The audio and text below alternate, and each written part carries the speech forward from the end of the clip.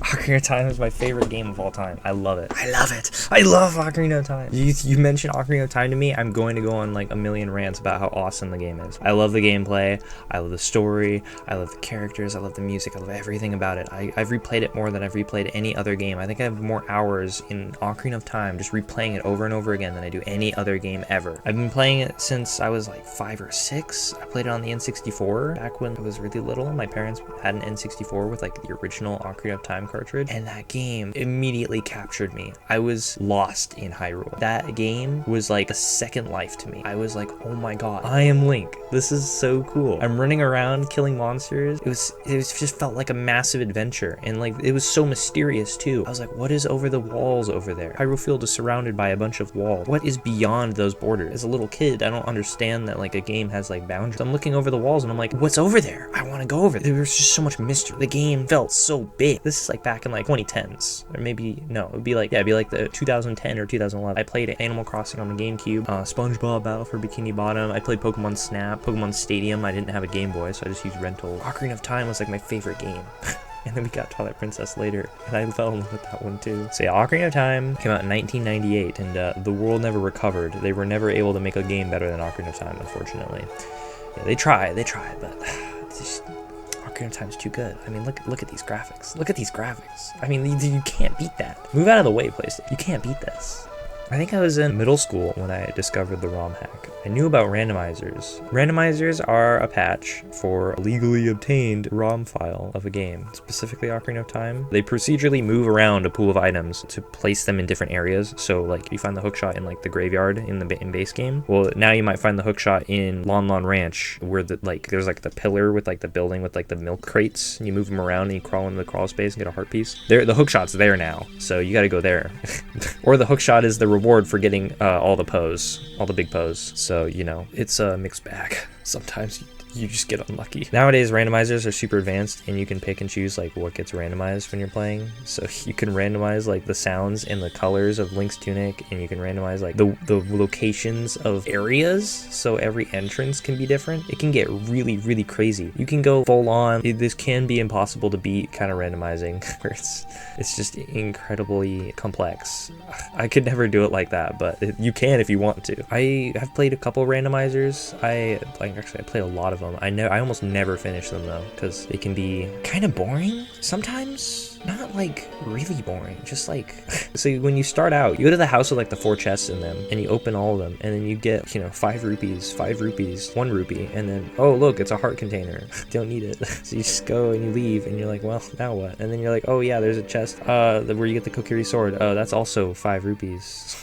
Damn it. So where do I go now? And then like at that point, it's like, oh, this is not as fun as I thought it would be. Or maybe you get something really good, and you're like, okay, now what? Like you think about doing a randomizer, and you're like, oh, this is gonna be so much fun, and then you do it and you're like, I don't really feel like. But I mean, if you really want to play Ocarina of Time and you don't want to replay the story like vanilla, you could just randomize it, and you know. So I've played a couple randomizers. I think I've beaten a couple of them. I don't like randomizing the entrances of anything but dungeons, just because I don't like having to do my homework to figure out where all the areas are. It can get really annoying. Randomizers are relatively newer in the ROM hack scene. They're a lot of fun if you can get into it. They're also really easy to do if you know how to do Project 64 or Glide N64 or whatever. You gotta get a legally obtained ROM though. Good luck with that, because you know, downloading things online is illegal, guys. Don't do it. Don't do it. Don't do it. Don't download things illegally. Go buy this like $500 port thing to get your N64 cartridge into your computer. Yeah, do that instead. That's the better alternative. ROM hacks are big boy patches that can do anything from changing a couple sounds or textures in the game to creating an entirely new game. It varies in quality a lot of the time. They can be like a really good way to breathe new life into older games. Because a lot of older games, they have very simple game engines, and people edit them a lot. Toby Fox, like he started out as a ROM hacker for Earthbound, and look where he is now. So a lot of ROM hackers these days, I think if they tried, they could make a new game and it would actually be pretty decent. But I think some of them have too. The guy who made Master of Time, I think he was working on a game that was like it, but I don't know if he still is. Ocarina of Time ROM hacking has gone through a bit of a renaissance that has turned the game into a game engine. people are making their own games using the Ocarina of Time game engine. Like, they're still doing it in like the Zelda universe. They're not making like entirely unique things, because otherwise they wouldn't get that as much attention, I don't think, because it has to kind of be related to Zelda. Like, at that point, just actually make your own game, right? People have turned Ocarina of Time into a game engine where they're just adding their own enemies, bosses, items, UI, control schemes. There's full screen mods you can do. I know there's a PC port. I have the PC port of Ocarina of Time. That one's really, really useful for like replaying the game with like, you know, you can turn up the FPS and everything. For example, there's this one called Indigo Chapter 2, I think. Yeah. And I played that one and it blew me away. They had like a custom character model for Link, custom sound effects and everything. That stuff has been done before. But then they had custom enemies just running around, right? Snapdragons from Link to the Past. They brought those in and I was like, what? Snapdragons? What? That's so cool. Those are only in like a Link to the Past and a Link Between Worlds, but you know, I don't think they ever came back ever. Well, no, Echoes of Wisdom, but whatever. And the items, there's this one, they basically ported the ball and chain from Twilight Princess over into Ocarina of Time. I think it's like the anchor or something. And it's crazy cool. What? How did they do that? These guys are wizards, I swear. It's probably because all the code for Ocarina of Time got leaked, so it's been really easy to ROM hack. I actually considered trying to make my own ROM hack, but I was like, dude, I don't really want to do this. It's too much work, and I don't have any ideas for what I would do. I do, but I don't, but I do. It's whatever. There was this other one, I think it's called Escaping the Facility. It was for a ROM hacking competition on Hylian Modding, which is my favorite website on the internet.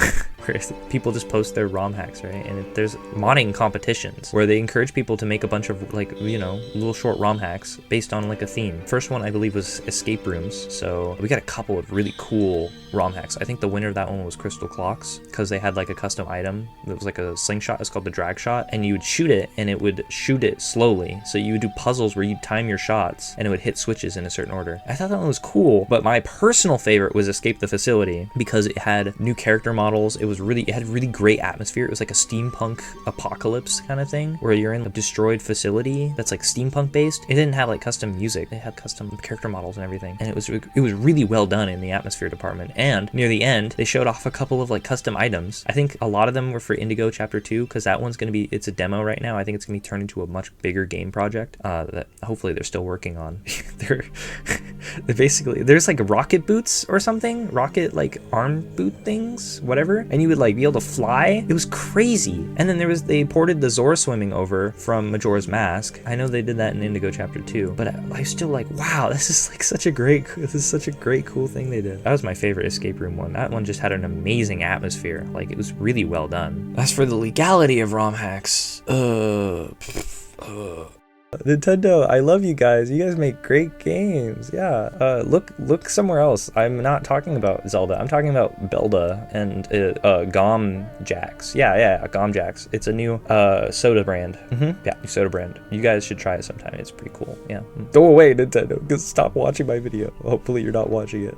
I'm not making anything. I believe the first well-known ROM hack was Nightmare, which is like a difficulty ROM hack that changes up some stuff. It's like, what was it, 2008? It's really old. It's one of those archaic ROM hacks that you need like a bunch of this stuff to set up. A ton of stuff. The first ROM hack I ever saw was like Zelda's Birthday. I tried to set that one up to play. It would not function. It just would not work. I was like, damn it. I got it to work for a little bit, but then it crashed like the second I left an area. I was like, you know what? It's not worth it. When I was in elementary school, I watched someone play, I think it was Zelda Master. Yeah, I was subscribed to him back in the day when he did like a bunch of Zelda content that was like, it's just him playing games. I watched him play Phantom Hourglass like all the way through. That's how I was introduced to Phantom Hourglass. Yep. I haven't played it ever. I played Spirit Tracks. That was the one I played. I didn't play Phantom Hourglass. I like Spirit Tracks better anyway. It has the better soundtrack. That's all I care about. I watched him play it and I loved it. I was like, wow, this is such a funny little game, and it's got like new dungeons and stuff. Yeah. That's cool. Afterwards was Voyager of Time, which was touted as a ROM hack with like a new story and a twist on the original Ocarina of Time, where it's got like, oh, there's actually like a bunch of plot twists and stuff. It's like, it's crazy. And it's like, from what I've seen of it, it's not... I know nothing against the developer or anything, but it's not like fresh at all. What it does is it basically just makes new dungeons. It changes the dialogue and makes new dungeons and calls itself a sequel to Majora's Mask. You play through Ocarina of Time, but the context is different, but it's the same story structure where you do 3 child dungeons and then you pull the Master Sword and then do the 6 adult dungeons. Yeah, and then you beat again, and it's like, okay, this is just Ocarina of Time, but slightly different. So I guess just play this if you want to play Ocarina of Time, but don't really want to play Ocarina of Time. I don't know. New dungeons are pretty cool, but like still, it's not that different. There's also Nimpize, something like that. Something in adventure, which I tried to play and I didn't get into it because I didn't really understand what was going on. Older romhacks are kind of hard to play, and Nimpize Adventure was weird. It tried to do, I think the story was trying to be separate from Ocarina of Time, like a fresh thing where it's like, oh, this is a different story, but it takes place in the same world, and it's weird. And it gives you the slingshot really fast. I don't think you get your sword until like a while. Maybe you do get your sword really quickly. I don't remember. I haven't played it in a while. I didn't get very far in it though. It was very difficult.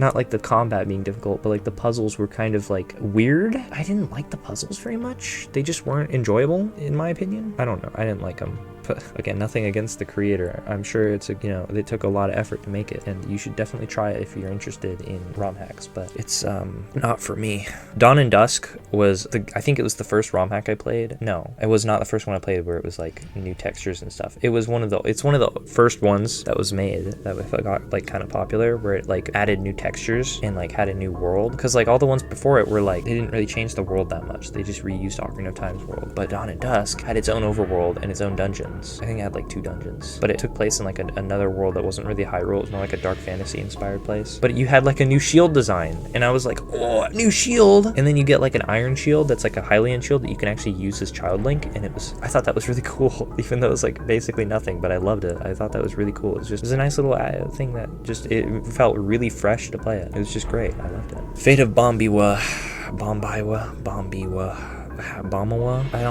some of these guys with their names. It was okay. I think I cheated to get to the end because I was so frustrated because it was really focused on bombs for puzzle solving, and I didn't enjoy it at all. Like, I don't like using the bombs for, puzzle solving. Like, timing bomb throws is not really, once you do it like a couple times, you kind of just get the idea, and it's like, okay, I don't really want to do this anymore. It's like, I like it when the whole dungeon is a puzzle rather than just being a couple of rooms that you go through that just have puzzle rooms. I don't know. I just didn't like it very much. It wasn't really my thing. I just don't like that I was so focused on bombs. If you like bombs and you like bomb puzzles, you probably are going to see something in Fate of Bombi 1 that I didn't. The missing link was the biggest boy to ever boy at the time of its creation. Big guy. They were like, you know what? Let's just make our own completely new game that takes place in between Ocarina of Time and Majora's Mask. It had like a bunch of custom stuff in it. It had a new item. I think it was like an hourglass, and it let you rewind your movements in real time. It was really cool. And it had like it had a completely original final boss that was really sick, but it was kind of janky, but it was really cool because it was like, what? They just made their own boss. That was, I think, the first time I had seen that, and it was like, what? You can do that? Master of Time. It's basically a new game, but it's basically a new big Zelda game. It's actually full length. It's not even like a short little game. It's like full length. It's like the length of an Ocarina of Time sequel. It's very weird though. It's super strange. It's a product of the creator, I guess. You can tell it's not an official game. About halfway through, things start to fall apart a little bit. The cracks start to show in how it's a ROM hack and not like an actual game. Because at first, it has this very cool atmosphere. It's kind of mature, but it's not like super edgy at first. There's some edgy ROM hackiness in it, but at first it's like you get into it and you're like, oh, this is like a new game. Like, this is gonna be cool. The dungeons were phenomenal. This guy, I got the feeling he didn't like Zelda very much, just based on the way he like wrote the game. It felt like he made it out of obligation because of how it was kind of disingenuous. So the first real dungeon you do, I guess it's the Temple of Courage or whatever. It's got like decent puzzles. I was going in and I was like, some guy just made these puzzles, and it's like kind of on the level of like an actual Zelda game. And then you go, there's the mansion in the woods. That was like Twilight Princess levels of atmosphere. Like, that was really well made, and it kind of felt a little wasted near the end of the game.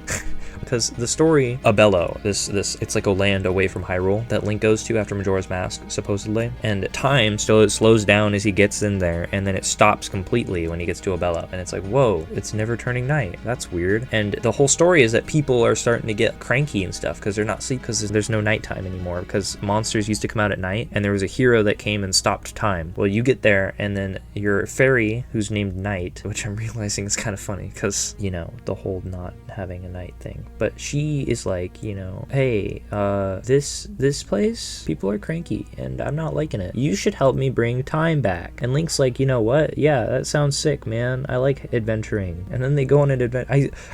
I'm not even like exaggerating. The dialogue is kind of like that. Like, it's kind of, I wouldn't say poorly written, but it sounds like some guy was just writing it like based on his like exact thoughts while he was making the game. I don't know. That's just what it felt like. There's a lot of spelling errors, typos, grammar issues. But that's not really a huge roadblock for me. A story can be good with grammar issues and stuff. Like, it can still be a good plot, right? But I think it's like halfway through the game, you somewhere around halfway, maybe a little over halfway, you get to like the Zoras, and it's revealed that they're milking a Jabu like fish thing, and they're giving it to people to turn them into Zoras so that the Zoras can expand their society or whatever. And I'm like, at this point, what the hell is going on? What am I playing? And then once you get to the quote-unquote last dungeon, which it's like a bait and switch where you don't even do the last dungeon, you get captured by the Zoras, and they jail you, and it turns out that like Night is actually evil and was working for the Zoras, and was, you know, it doesn't actually like you or anything, and thinks you're a total nutcase. And then they hang Link. They hang him in like a plaza, and it's like, what the hell am I playing? What is this? They hang him. This is like, what? I just wanted to play a little Zelda ROM hack. What the hell is going on right now? And there's actually multiple endings. There's another one. I only remember 2 more endings. One of them, you can find a UFO in one of the areas, like the desert area. You can find a UFO, and if you go in it, you unlock an ending where Link and his fairy accidentally activate the UFO, and they go flying off into space. Literally, I'm not even joking. This is actually what happens. Like, I'm dead serious. They go flying into space. They were never found again. And I'm like, and the game ends. It gives you the credits. It has nothing to do with anything. You just get into a goddamn UFO, and you just go to space, and it's like, the game over. I'm like, what? How? What? Why? It's crazy. It's crazy. Why? This game is so weird. I love it. That's great. That was one of my favorite things I've ever seen. But again, it's like, what? This is what happened to Zelda. Like, what is this? This is not Zelda. And the other ending, I think you unlock it by leaving. Just you go back to where you started the game after you get like, I think you get the long shot, and then there's a tree that appears, so you can long shot up to like the cliff that you jumped off of to get into the game. You can straight up leave Abello, like. And that's the best ending. You leave, and then the game's like, Link decided that this place was too crazy for him. He leaves. Sometimes it's better to just leave crazy people to their crazy deeds. Something like that. And it's like, oh, okay. What the hell was the point of playing this game anyway? If I was just, the best ending is just to leave. But you know what? Valid. I would also want to leave that place. What? Especially if I knew they were going to hang me for trying to help them. Like, Jesus Christ. The guy, I think is Don Camillo. I think he's working on a game based on that Master of Time concept, but I don't know if that ever is like gonna happen. I don't know. I haven't heard about it. Don Camillo also made a remastered Master of Time sort of thing where he changed some of the textures and stuff and added some new things. Just mostly texture changes. Makes it look more nice. Makes it look more unique. But it doesn't work.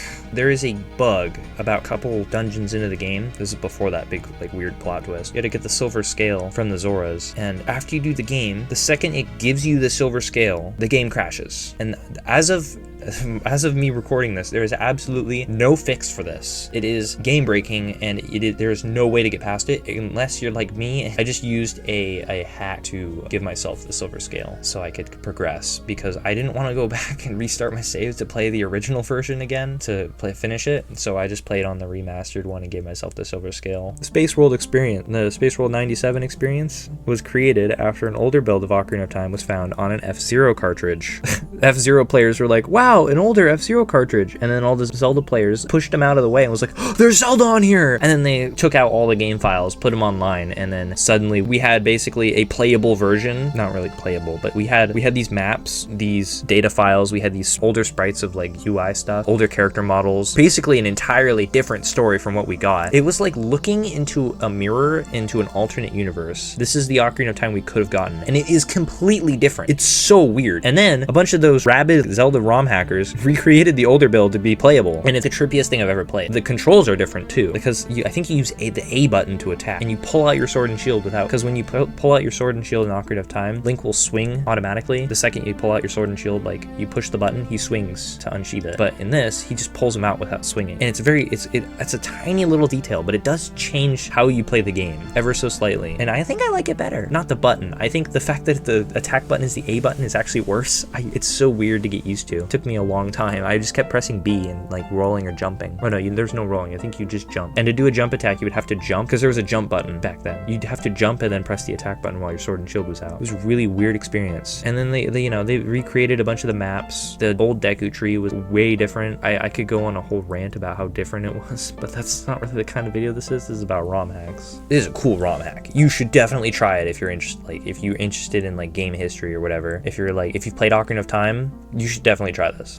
Yeah, try it now. Do it. Sealed Palace. It's got a great overworld, great dungeons. It's extremely well made, but I don't like the story at all. It's the same story as Ocarina of Time. That's my problem with it. Supposedly Ganondorf or someone kidnaps all the Kokiri and they like burn down their village, and then they kidnap them and jail them, and then at the beginning of the game you have to escape. And I was like, oh, this is gonna be different from Ocarina of Time. And then you do a bunch of dungeons in order like Ocarina of Time. And then I'm like, okay, well, this is kind of similar.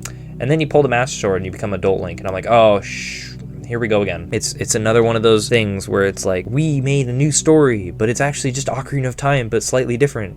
The new overworld is really cool. Like, they completely remade it. It's like a different version of Ocarina of Time. They tried to do a thing where they're like, oh, the plot twist is that this actually takes place in this, like, it's actually a sequel to Ocarina of Time. And I'm like, no, if you're gonna do a sequel, do something different. I don't want to play the Ocarina of Time again. But it is a really cool ROM hack that anyone who likes ROM hacks should play. Absolutely. Like, it is actually one of the best in terms of like dungeons, atmosphere. It's really good. It's really, really good. The Ultimate Trial was made by the same people who did the Indigo Chapter 2. That's what it's called. Yeah.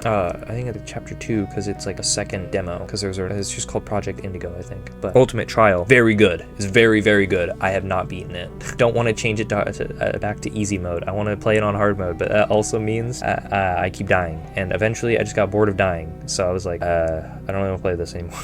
I got like a bunch of heart containers and I still die a lot because, you know, I'm not necessarily really good at Zelda combat. I really like Zelda's combat. I'm like the only person in the world who really likes it and thinks it's really well made, and that people who don't like it are doing it wrong. People who don't like Zelda combat are typically the same people who don't use the Z targeting feature. They're like, oh, this combat sucks, man. Why don't you just go play Dark Souls? That's so much better. And then wow, that was actually a really good impression. What the hell? It was really good.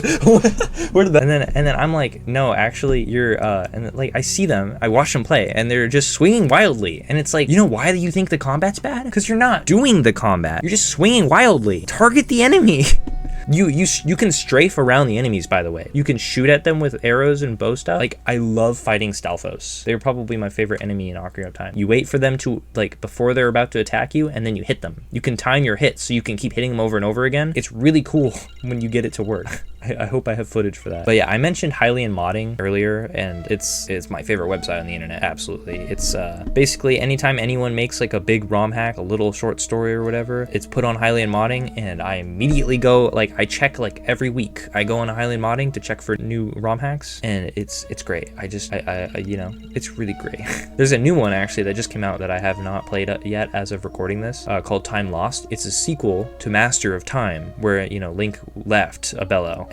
Made by a different guy, and it's called Time Lost, and supposedly, you know, he goes to another country or whatever, and it's like a new story. And I heard there's a custom final boss. I kind of saw a screenshot of it. I'm not going to spoil it for anyone who wants to play the game, because there's a thumbnail in the video that kind of spoiled the final boss of it. I was like, come on, man. But yeah, I don't think it'll be as serious as the other ones I've played. It probably won't be as serious in tone. It'll probably be more of a Master of Time situation, but I don't care. It looks really cool. I'm probably gonna play it, and then maybe I'll come back to this video.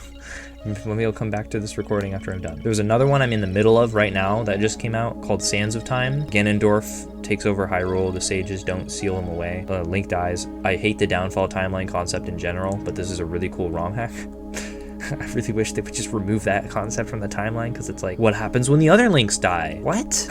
Stop doing that, Nintendo. Stop it. Get out of there. But Sands of Time, really cool so far. I'm not very far in it. I think I'm only in the first real dungeon. Just got like the hook shot. It does like a bunch of texture redoing stuff. There's new models for new stuff. It's cool. It's got its own mechanics. It's really cool so far. I'll come back and tell you how it was if I ever finish it. But sweet. Zelda Romhacks overall turns Ocarina of Time into its own game engine. So people are just making new games now with new mechanics and new bosses and everything. And I'm really excited to see where it goes. And I really want them to finish that Indigo Chapter 2 game. I really want them to finish it. I want to play that. It's sick. It's really cool. It's like one of the only like Ocarina of Time sequel kinds of games that has like a new story and also like takes itself seriously. So I can't wait to see where that goes, because so far it's extremely cool. Yeah, that's about it. See ya. No, I'm not gonna do that. Don't get that out of there. Get it out. Cut it from the video. I need to come up with an outro. Thanks for watching. Subscribe. Like the video. I'm only this percentage of you are subscribed, and I really want more subscribers. So if you could click that subscribe button, I would appreciate it. Cut that one too. Cut that one. Cut it. It's so bad. Bye. Probably, unless I come up with something better.